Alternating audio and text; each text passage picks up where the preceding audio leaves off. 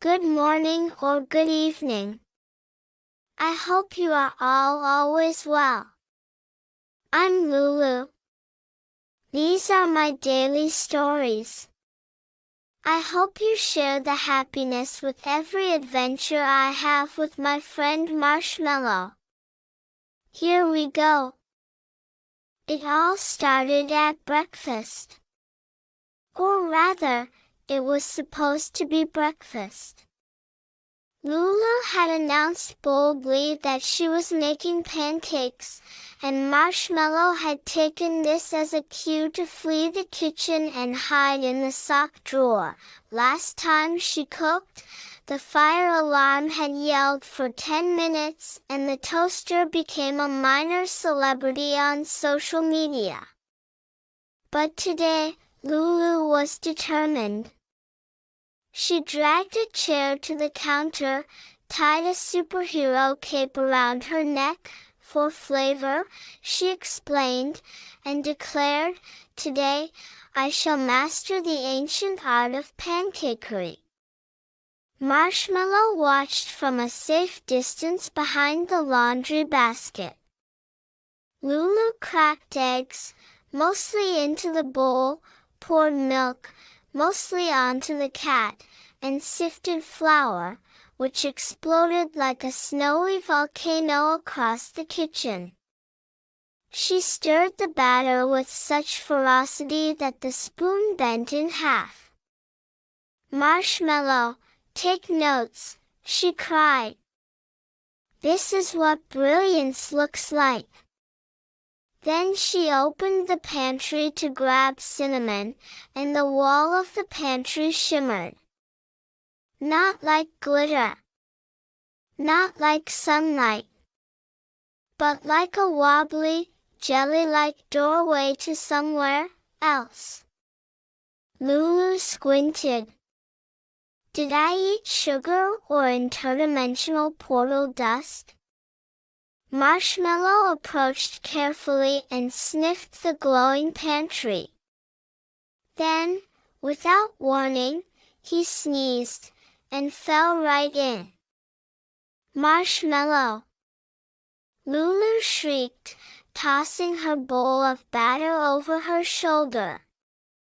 She dove in after him with zero hesitation and only a mild concern about being late for piano lessons. The world twisted. Colors swirled. She tumbled through time, past floating waffles and planets shaped like butter pads. When she landed, it was with a plop onto a deck made of syrup-sticky planks. Above her head, a flag waved. Not a skull. Not a crossbones. But a giant flapjack. And written beneath it in whipped cream letters, "The Fluffy Beard Pirates." Lulu blinked. A pirate with a beard made entirely of cotton candy peered down at her. "Well, blow me batter." A stowaway child. Lulu sat up, dazed. "Wait, where's Marshmallow?"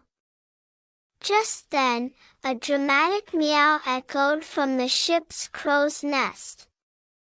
Marshmallow stood there, dressed in a tiny pirate hat, holding a toothpick sword, surrounded by fluffy pirate parrots who were chanting, "All hail the Sky Cat."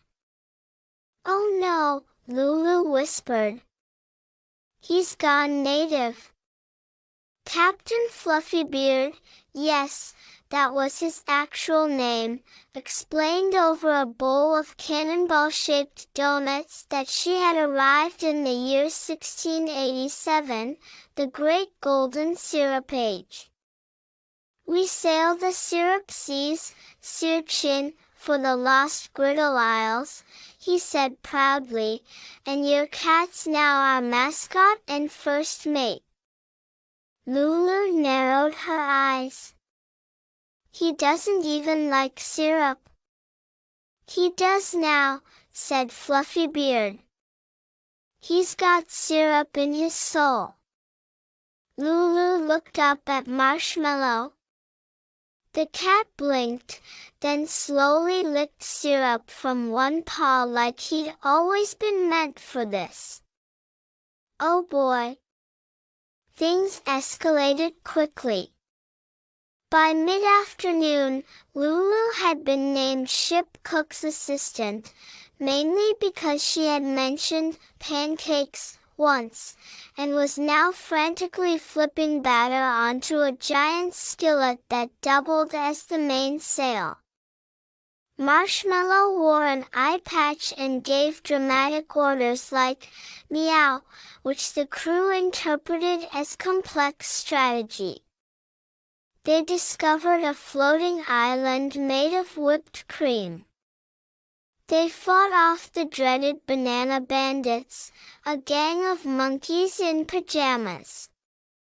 And Lulu almost sank the ship by mixing baking powder with sea foam. Science, she yelled as the deck launched 10 feet into the air. That night, under the syrup-slicked stars, Lulu sat at the ship's bow. Marshmallow curled beside her, his pirate hat now tilted just so. I think we should probably go home before I get assigned to mop duty, she whispered.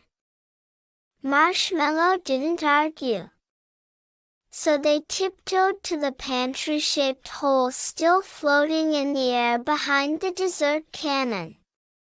Lulu took one last look at the crew, Captain Fluffybeard saluting with a waffle, the parrots chanting ancient pancake riddles, and the jellyfish lanterns glowing softly.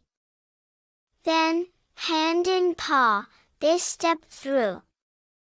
Back in their kitchen, the timer on the oven dinged. The pancake batter was still untouched on the counter. Except now, it sparkled slightly and smelled faintly like cannon smoke and bananas. Lulu looked at Marshmallow. He yawned. She smiled. I think we just discovered time travel through breakfast. She poured the batter onto the skillet and flipped a perfect pancake. It hissed in approval. She turned to her cat. Tomorrow? Let's see if the freezer takes us to the ice cream Vikings. Marshmallow purred.